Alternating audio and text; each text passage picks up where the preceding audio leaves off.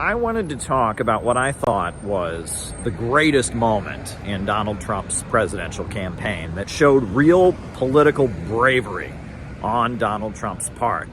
And that was when Donald Trump invited Muslim leaders from Michigan onto the stage at his rally. The most wonderful thing is happening. We're winning overwhelming support from the Muslim and Arab voters right here in Michigan. Can you believe it? We are supporting Donald Trump because he promised to end war in the Middle East and Ukraine. The bloodshed has to stop all over the world, and I think this man can make that happen.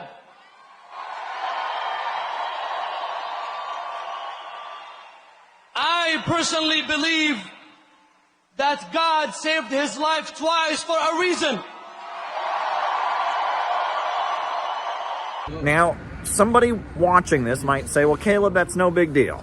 They already said that they were voting for him, and Donald Trump wanted as many votes as he could get, especially in states like Michigan, so it's no big deal. Well, you have to look at how many wealthy Zionists were funding Donald Trump's campaign. And those wealthy Zionists hate Muslims, absolutely hate Muslims. I mean, I live in New York City, and I used to work at an insurance company, and I gotta tell you, these people think Islam should be outlawed. They say it's not really a religion, it's a terrorist cult. You are terrorists. Every one of you are terrorists. I don't care what you say. I don't care what you think. You can smile at me, you can say whatever you want, but every Muslim is a terrorist. Hitler didn't want to exterminate the Jews at the time, he wanted to expel the Jews. And Haj Amin al-Husseini went to Hitler and said, if you expel them, they'll all come here. So what should I do with them? He asked. He said, burn them. Because they want to kill us. And the Palestinians are taught to kill us at 2 years old. I'm sorry I don't take a risk with people that are taught to kill Americans at 2. I'm on the side of Israel. One of my coworkers, when I worked at the insurance company, her son wouldn't go to a movie theater in New York City because it was near a mosque, and he had been brainwashed at his Zionist school that he might be blown up inside the movie theater just because the movie theater was next to a mosque.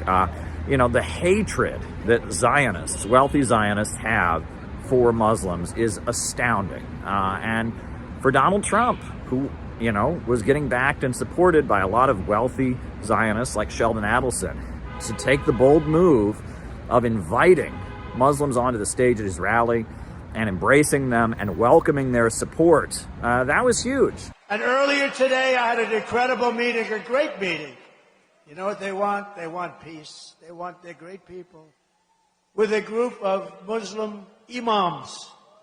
And like everyone here today, Muslim and Arab voters in Michigan, and you know, they're going to be they could turn the election. And it put Trump at risk. I'm sure there were a lot of wealthy Zionists who really didn't appreciate Donald Trump doing that. But Donald Trump knew that there was a lot of dissatisfaction with Kamala Harris among Muslim Americans. And I think Donald Trump very much does in his own way. He doesn't agree with me, I'm sure, but in his own way, he would like to see the conflict in Gaza ended. Now, he obviously doesn't share my views on it, and he doesn't share the views of those Muslims there. But I think Donald Trump would like to be remembered as a guy who made peace around the world. So he made the bold decision of bringing Muslims onto the stage at his rally, pro-Palestine Muslims, and embracing and celebrating and welcoming their support. And I think that was a great move for Donald Trump, and it was political bravery. It put him at odds with a lot of important donors and backers of his campaign, but it was the right thing to do, and it was also what was going to get him the votes he needed to win.